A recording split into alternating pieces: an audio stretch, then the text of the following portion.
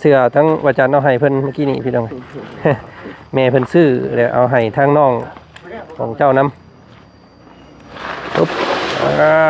สะเบิ่งบาดนี่โอ้ยังบ่หลายอีกน้อยหนึงเนาะนี่โอ้ยังอีกขุดเอาตัวนี้ขึ้นเบิดนี่แล้วก็แปลงให้มันละเอียดนี้เนาะก็ได้แล้ว3 ท่อน 4 ท่อนแล้วพี่น้องเลยเราขุดต้นแรงอีกขุดต้นแรกอีกนิดนึงเด้อก็มาฝนบ่ตกก็ถือว่าปลอดภัยไปเนาะมีแต่ว่ามื้ออื่นเนี่ยจังพากันเอาลงเนาะยันเอาลงมันหนีบแข้งหนีบขาได้เป็นโทษเพิ่นได้พี่น้องเลย เนาะเอา500,000เอาไว้ให้ทางอันน้องชายเจ้าแน่เนาะพี่น้องเลยเนาะเอาไว้ใส่บัตรเชิญเราบอกผมมีเงินใส่บัตรเชิญ โอ้สร้างก็ได้บ่บัตรเชิญมืออื่นนี่เพื่อสร้างบ่ได้เนาะโอ้บ่ได้กินหนังงัวน้ำเพิ่นแล้วสันอันนี้ตายครับบ่ซ้ำน้องตะโลซ้ำโอ้ยน้องตะโลยังมีเกียรติอันได้บัตรเชิญพี่น้องเลยเนาะโอ้เจ้าว่าเจ้าบ่าวนี่อยู่บ้านสกีพีนใหญ่ไปยักบ่เจ้าสาวนี่อยู่บ้านสะทึมน้อยคือว่าวันสกีกับต้องฝนจัดนะพี่น้องเลยโอ้เนาะแบกน้ำ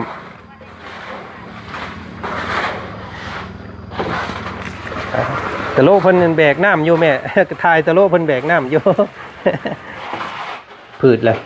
เนาะอันนี้ลงไปเกือบ100 กว่าเมตรลงไปลุ่มนะหู้กับแคบโอ้ยอยู่ได้ในไหนพี่น้องเลยเนาะ เนาะมื้อนี้กับทางทีมสร้างเพิ่นกำลังเทห้องน้ำ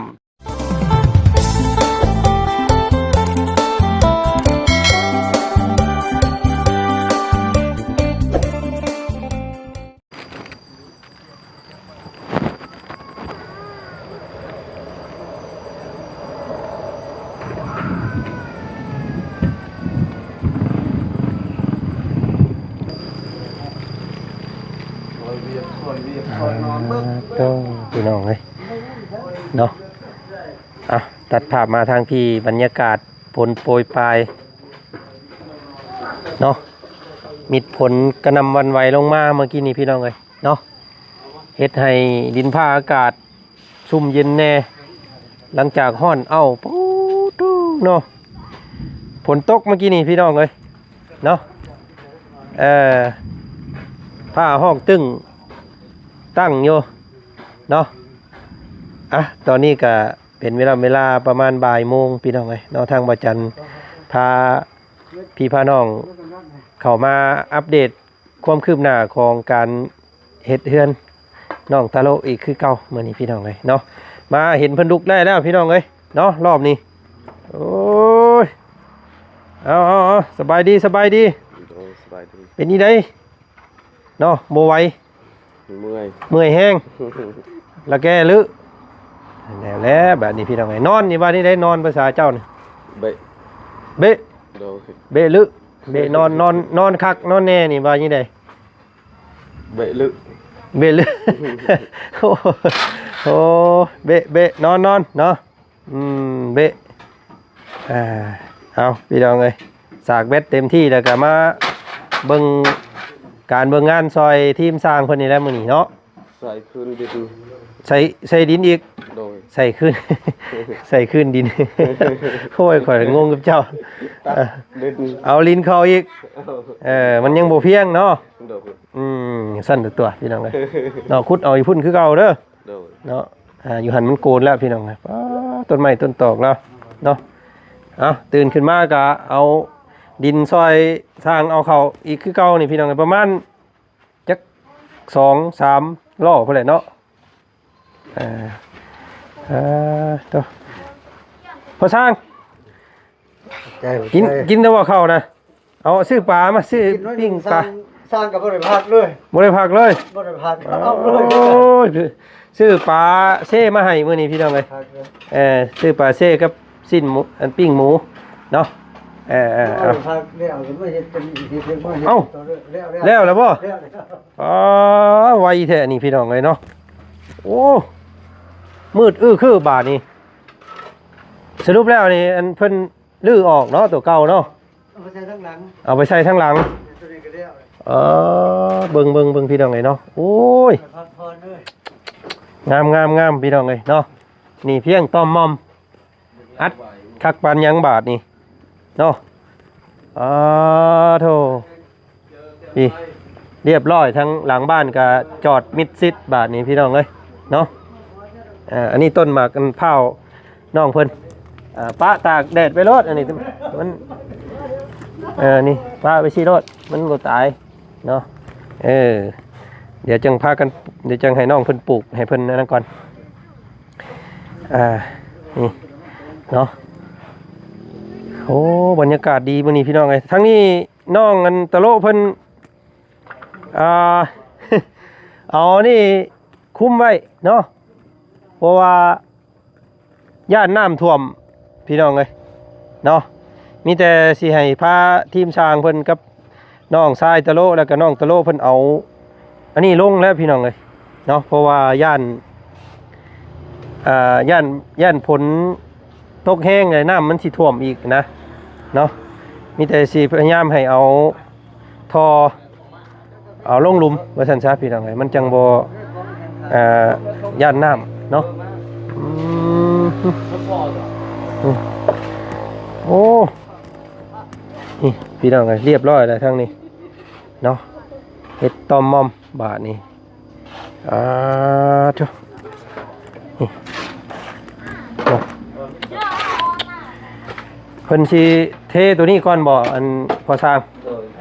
เพิ่นสิเอาห้องน้ำก่อนมื้อนี้นี่กำลังก่อหม่องนั่นเพิ่นพี่น้องเลยเนาะก่อหม่องง้อยหม่องง้อยของห้องน้ำ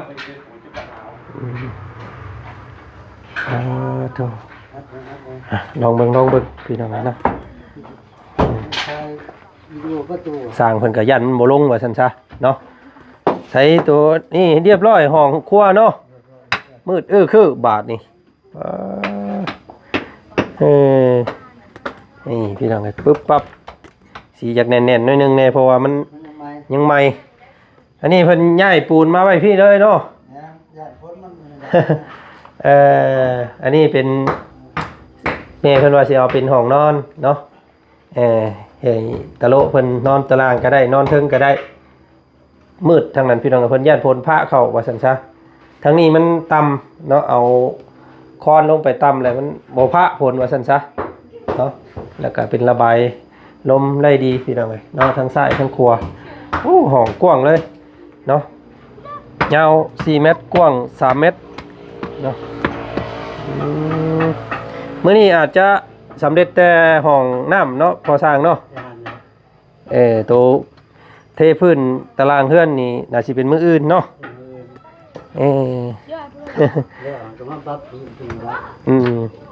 มีแต่มื้ออื่นนี่ก็ข่าวว่าน้องตะโลเพิ่นขุดสำเร็จนี่จะอยากพากันเอาตัวนั้นได้ลงก่อนเพราะว่าย่านฝนตกและย่านน้ำท่วมได้ย่านเอาลงบ่ได้เนาะเอาลงแล้วก็เอาผ้าปิดไว้ ถมบัดนี่มันจังบ่น้ำจังบ่ลงเนาะ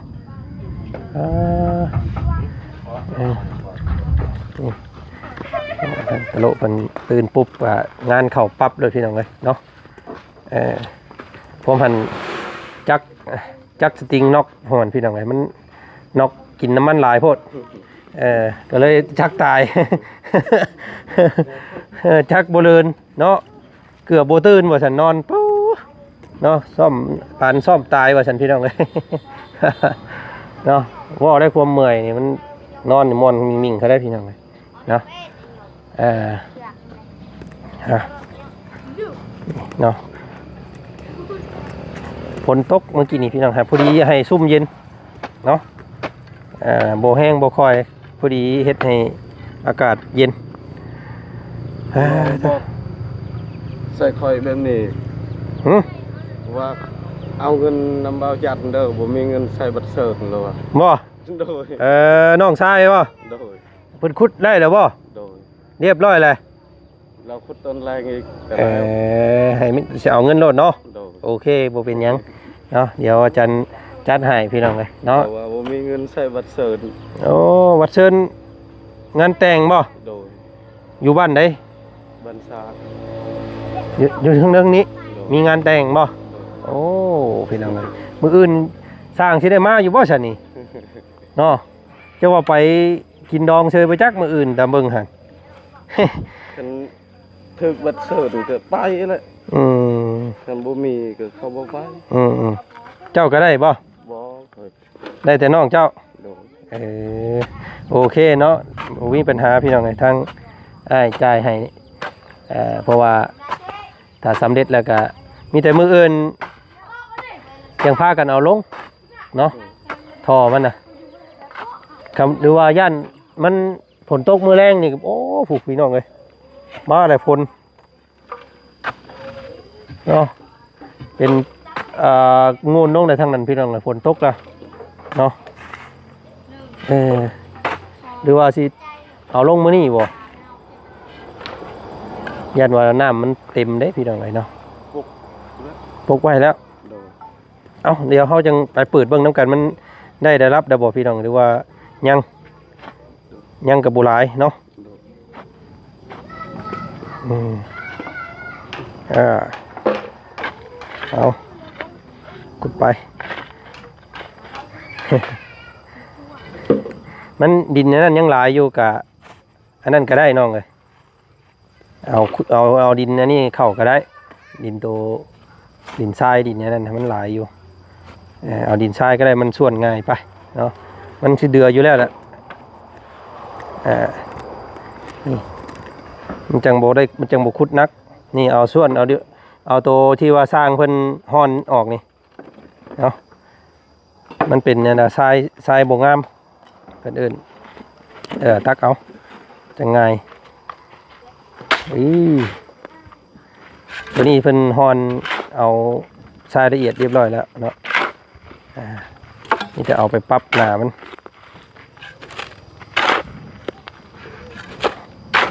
ตื่นปุ๊บก็ใส่งานปรับเลยพี่น้องเนาะอดทนเอาและพี่น้องเนาะพอเฮ็ดเฮือนเฮาเองพี่น้องเมื่อยก็บ่ยังบ่ซ้ำหาเงินมาเฮ็ดเฮือนซ้ำดอกพี่น้องนะเมื่อยซ้ำนี่เนาะน้องตะโลเนาะ เหนื่อยดีใจ สำได้ก็เฮ็ดและเหนื่อยก็อดเอา อดเอาแล้วพี่น้องเลยอุ๊บไปพอแล้วอีกจักล้อ2ล้อก็ได้แล้วพี่น้องมันบ่ได้ไกลปานใดบ่ได้ดอนใดเนาะนี่เสื้อทั้งวัจันทร์เอาให้เพิ่นเมื่อกี้นี่พี่น้อง แม่เพิ่นซื้อแล้วเอาให้ทางน้องของเจ้านำปุ๊บสะเบิ่งบ่อนี่ไปเบิ่งอันนั้นอยู่ปะเดี๋ยวไปเบิ่งอันว่าหมุ่งน้องเจ้าคุดน่ะเนาะเพิ่นมันได้แล้วบ่พี่น้องเอ้ยเพิ่นอยากเบิกเงินแล้วว่าซั่น บ่มีเงินใส่บัตรเชิญเนาะโอ้ยงานดองเปิดอยู่หำโอ้โธ่เฮ้ย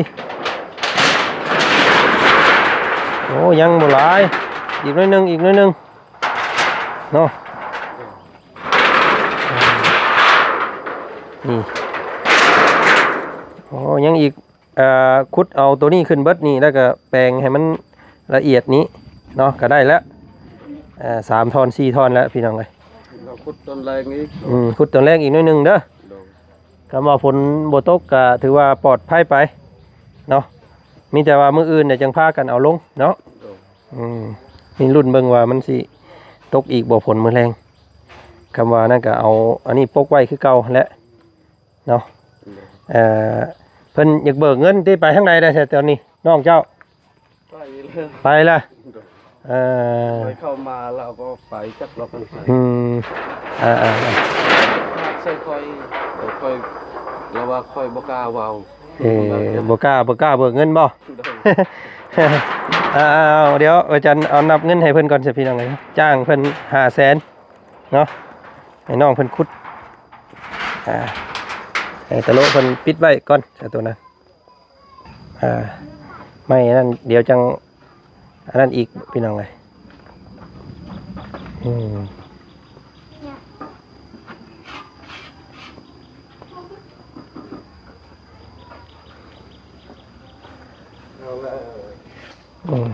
เนาะโอเคสันพี่น้องไงมีแต่ฝากกันเงินไว้ให้น้องเจ้าเนี่ยเด้อพ้นไปทางใดแหละพี่น้องไงเนาะไปเวียกเลย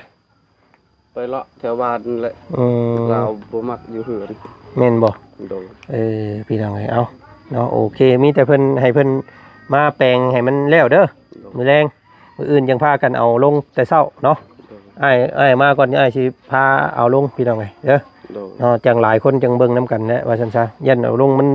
หนีบแข้งหนีบขาได้เป็นโทษเพิ่นได้พี่น้องไง เนาะเอา500,000เอาไว้ให้ทางอันน้องชายเจ้าแน่เนาะพี่น้องไงเนาะ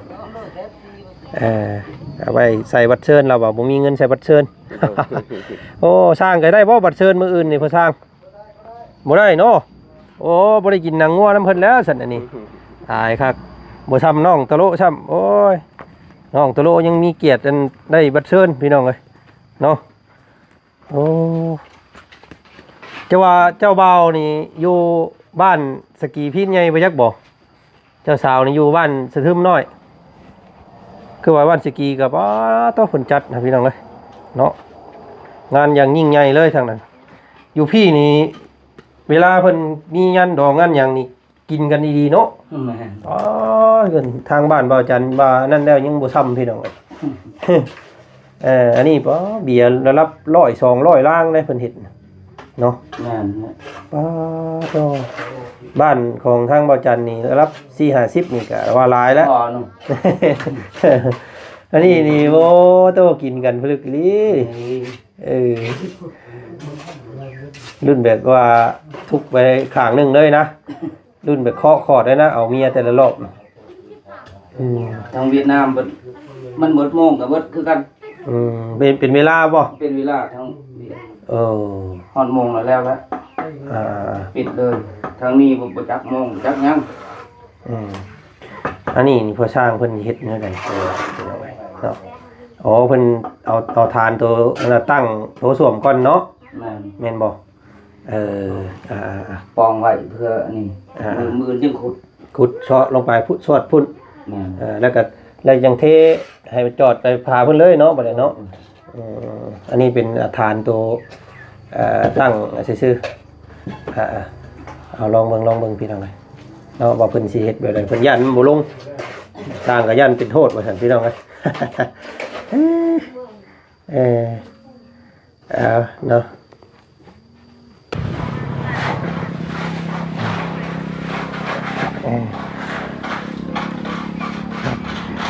โอ้เนาะแบกน้ำ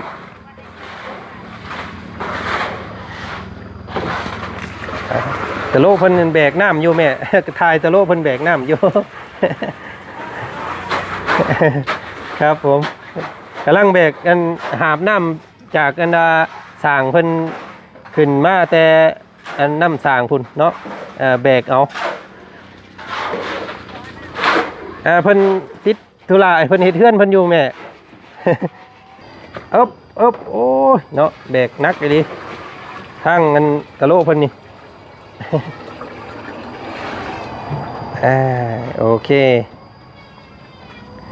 เนาะโอ้ยเบิ่งทางพอสร้างเพิ่นทางในก่อนพี่น้องไงเนาะบ่อันว่าตัวดินบล็อกนี่เอามาข้างตัวข้างพี่บ่เอาข้างมาทางนี้ก็ได้พอสร้างก็เฮ็ดคอยข้างนี้เลยก็เอาอัดข้างนั้น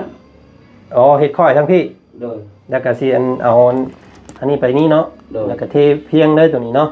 โอเคคิดว่าสิเอามาทางซ้ายขวามือก็ได้เนาะโอเคทางใดก็ได้ เอามาทางขวาก็ได้สันพอสร้างทางพี่มันเป่งน้ำออกมันจังไงทางนี้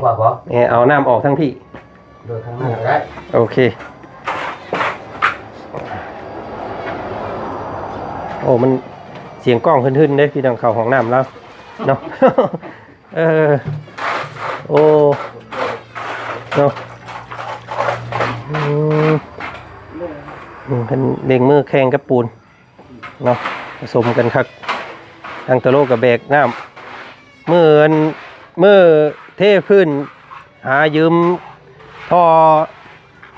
น้ำมูเด้อมันจังบ่ได้หาบน้ำแบบนี้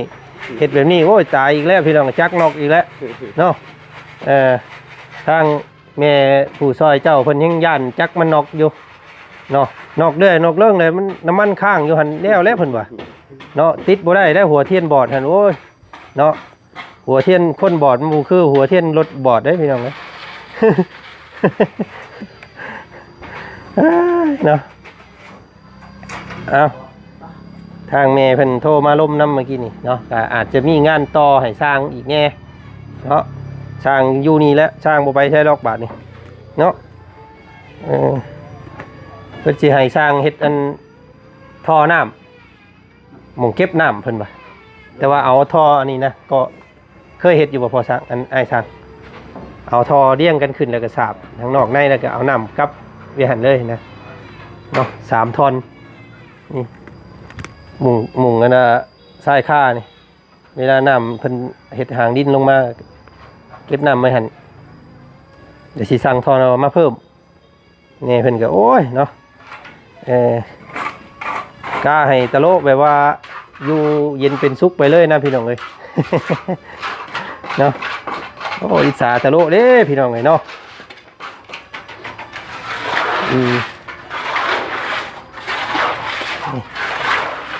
พอดีเป็นอวดตัว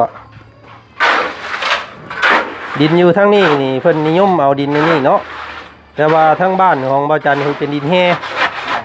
ดินเป็นก้อนดินหมักขลังนะของแต่ว่าอันนี้เป็นดินบดแต่ว่าตัวนี้เลยคักนี่มันเข้ากัน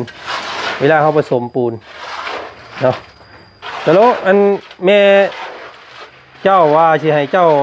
เฮ็ดห้องครัวเองเด้เฮ็ดเป็นอยู่บ่เป็นบ่งาม น้องงามบ่งามก็อย่ามันเฮาจุไผซื่อเนาะพอจุไผได้เด้อเนาะเดี๋ยวสิพาเฮ็ดพี่น้องหาหม่องก่อนเนาะหาหม่องเฮ็ดทั้งหน้าเพิ่นเฮ็ดพอดีอันน่ะจุไผ1เข้านี่นะเนาะหม่องเก็บถ้วยเก็บบวงก็เอาไว้อยู่ข้างในพี่ก็ได้ว่าหม่องจุไผอยู่พุ่น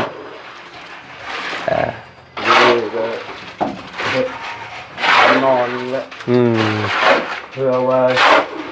ยามฝนตกให้ลมให้คอยเป็นเครื่องยามลมเลยลงมาลุมคอยก็ลงมาลุมเลยโอ้ยเนาะบ่ย่านดอกคำว่าเฮือนนี่ไปนั่นถือว่าเบิดบ้านเจ้านี่บ่มีแล้วเนาะหลังคาเฮือนนี่คำว่าเฮือนหลังนี่มันเปิดไปนะถือว่าไปบ่แม่นแต่เฮือนเจ้าหรอกเนาะเฮือนหมู่ก็สิไปคือกันคอยยากลมนั่นแหละเพิ่นก็เลยยึดเสาดินไว้ให้อีกยันว่ามันล่มมันหยังแน่นเฮือนเจ้าบ้านไม่ต้องย่านก็ได้แน่นนะเบิ่งเอาบัว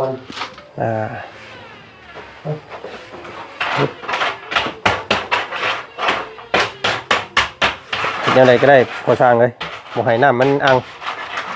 ให้น้ำมันไหลลงนะพ่อไม่ใช่ว่าตัววอกเลยโอ้ยมันตัววอกเลยไปฮดเราไปนั่นดิ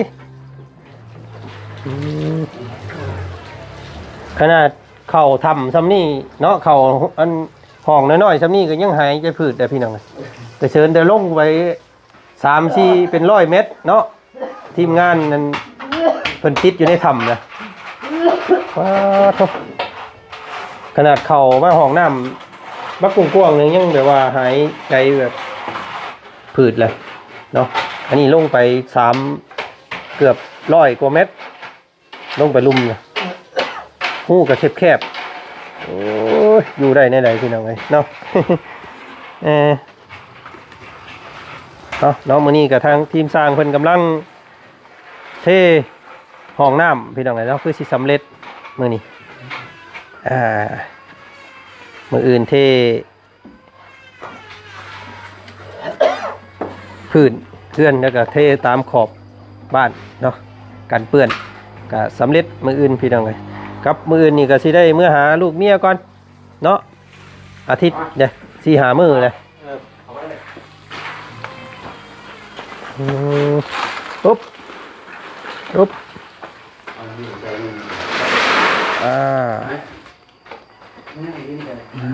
ตัว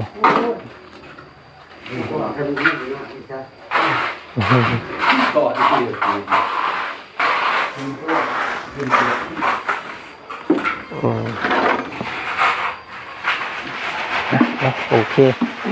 นี่ก็สิประมาณนี้ก่อนพี่น้องเนาะ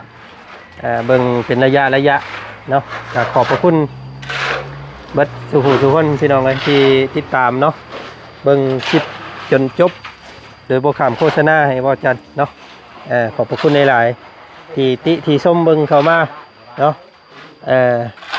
แม่เพิ่นว่าอยากให้ต่อใช้ค่าลงมาอีกเนาะสร้างว่ามันบ่งามเรามันสิเสียทรงเฮือนเนาะได้แล้วแม่ซ้ำนี้ก็ได้ถ้าว่าย่านบ่าวแดดบ่าวฝนพระเขาก็ให้น้องเพิ่นซื้อผ้าบัดเนาะหรือว่าผ้าสแลนบ่พี่น้องเพิ่นเอิ้นมาขังหันก็ได้แล้วแดดลมให้เฮือนมีแดดซองในน้อยนึงมันจังขาเสื้อโลกอยู่ข้างในเฮือนมันห่มโพดมันก็ มันบ่แห้ง เดี๋ยวตะโลสินอนลืมตื่นให้แดดซองอันว่าก้นแน่พี่น้องเอ้ยเนาะนอนมันจังอยากตื่นแต่เช้าสิเนี่ยจังได๋สินอนตื่นสวยโพดนอนห่มว่าแต่มันยังบ่ทันแจ้งโยเนาะลืมตื่นได้แล้วแต่ อันนี้ใครแน่แดดซองตอนเช้าโอ้แจ้งแล้วเนาะก็งามแล้วเนาะโอเคแล้วตัวบ้านนะพี่น้องเนาะก็โดยรวมถ้าเฮาสิเติมอีหยังออกมามันก็อาจจะเป็นส่วนเกินนิดนึงเนาะหมายว่ามันก็สิเสียรูปทรงนะตอนนี้มันเป็นทรงบ้านที่เข้ากันพี่น้องมีหม่องระบายอากาศเรียกว่าให้ถ่ายเทเนาะถ้าว่าเกาะสายค่าลงมานี่สิเฮ็ดให้เคลื่อนนี่อัพได้บัดนี้พี่น้องฮ้อนเพราะว่ามันบ่มีลมทางเด้มันมืดโพดเนาะตามความคิดของอาจารย์เองดอกว่าซั่นซะแต่ว่าก็สุดแล้วแต่ทั้งแม่เพิ่นดอกพี่น้องเอ้ยถ้าแม่เพิ่นอยากเฮ็ดให้ก็เฮ็ดเนาะก็มาซ้ำนี้ก็ถือว่าโอเคแล้วพี่น้องเอ้ยนี่แหละมีแต่ว่าคำว่าเฮ็ดกับตัวนี้พี่น้องอาจารย์เห็นดีนำเนาะแม่เพิ่นว่าอยากให้ก่อแบบเอาท่อนี่เนาะ3 ท่อนนี่แหละก่อมุงนี่แหละพอดีเราก็เฮ็ดทรายค่าเนาะเฮ็ดอันว่าที่รองน้ำนะพี่น้องเอ้ยคลองตรงตามทรายค่าแล้วก็ตกมาใส่อ่างเก็บน้ำไว้ใส่เนาะยามฝนว่าซั่นซะก็สิเฮ็ดมุงนี่เลยนี่พี่น้องเอ้ยก็พอดีงามเนาะ3 ท่อนสร้างเพิ่นโอเคว่าตัวนี้เนาะเพิ่นเฮ็ดได้เพิ่นเคยเฮ็ดอยู่ว่าซั่นเดี๋ยวสิสั่งมาให้เนาะมันสิมีท่อนน้อยกว่านี้อยู่เด้ท่อน้อยกว่านี้ก็มีท่อ80เพิ่นเอิ้นเนาะอันนี้ท่อ100ท่อเม็ดได้คือกันโอเคมื้อนี้ถ่ายทำซ้ำนี้ก่อนพี่น้องเนาะพบพ่อกันอีก EP หน้าได้กันเนาะคลิป EP นี้ขอบพระคุณหลายๆบัดสุขคนเด้อพี่น้องเด้อเนาะที่เข้าเบิ่งเข้าชมติดตามจนตลอดฮอดมื้อนี้พี่น้องเลยเนาะก็ใกล้แล้วใกล้สิได้กินปิ้งต้มไก่น้องตะโลแล้วแหละว่าซั่นซะ